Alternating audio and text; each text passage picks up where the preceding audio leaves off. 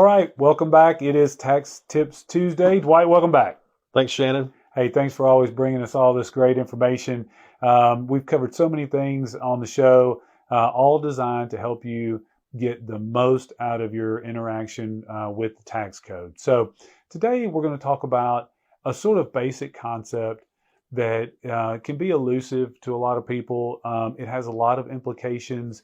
And the reason the implications run so deep in this topic of basis or the baseline value that a property is going to have when it comes to taxes is that then has a through line that can be something that shows up when the property is sold or when the property is inherited, or like there's any number of things that kind of go through, and it really has to do in your conversations about how the tax code is going to be interacting with that property centers a lot around the basis. So when you hear that term basis, Dwight, explain what that basis is, explain why it's important, and explain what that real estate investor needs to know about how that's going to affect their tax code.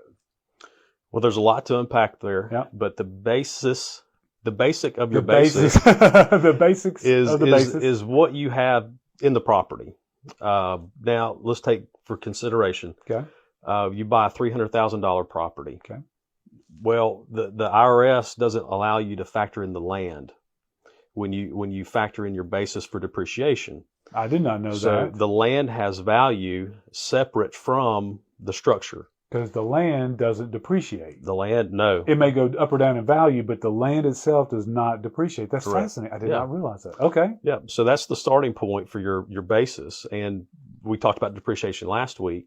But so the $300,000 property, I usually just go to the tax assessor's website because on there they have the value of the land, or sometimes in the appraisal it may separate it out. Okay. So I get the value of the land and then subtract that from what they bought the property for. So let's just say the land's $50,000. Well, then their basis, for depreciation anyway, is going to be $250,000.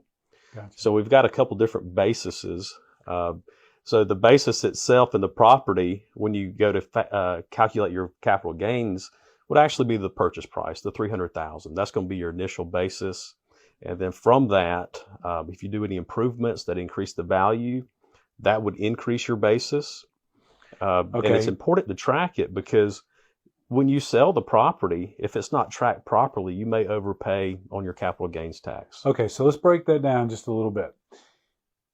First thing to understand there is the basis is what the taxing authority is going to use to determine what your capital contribution is in that property. Meaning, this is the amount that you're not going to owe taxes on because this is what you've paid to acquire that property.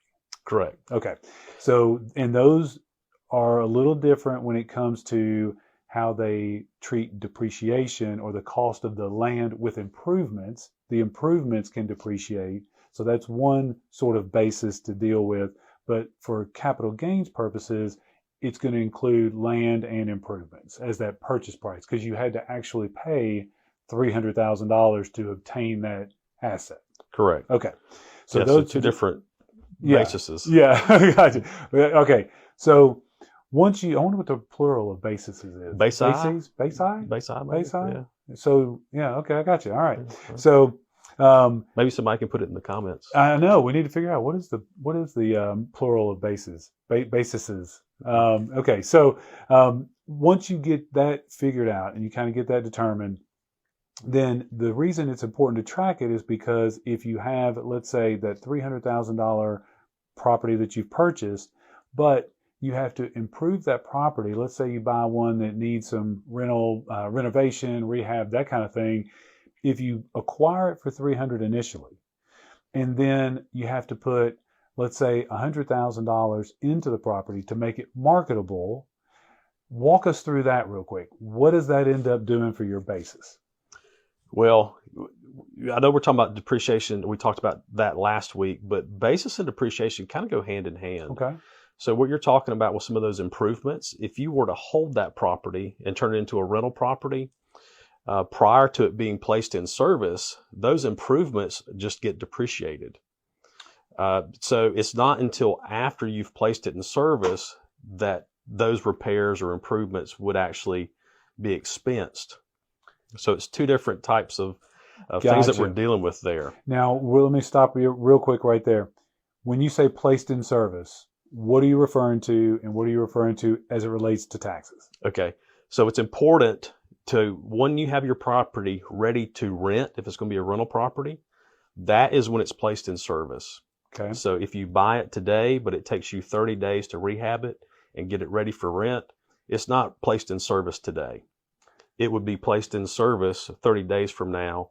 But say you don't have a tenant move in until 2 more months. You're advertising every week. Yeah, I'm trying to get somebody. I'm working the phones. I'm trying to get a renter. Right. I'm working on it. Shannon, you know anybody for this property? Hey, Dwight, what are we doing here? But you're placed in service, and the depreciation would start 30 days from now. If that's when it's placed in service. Gotcha. Okay, so the concept to understand is a pretty basic one, which is determining the basis when the property goes into service and those sorts of things.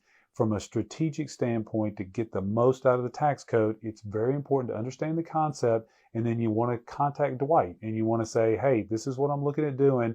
I need you to give me a strategy and a plan for success so that you don't end up in a situation where you pay more in taxes than you should because you didn't understand the concept of basis.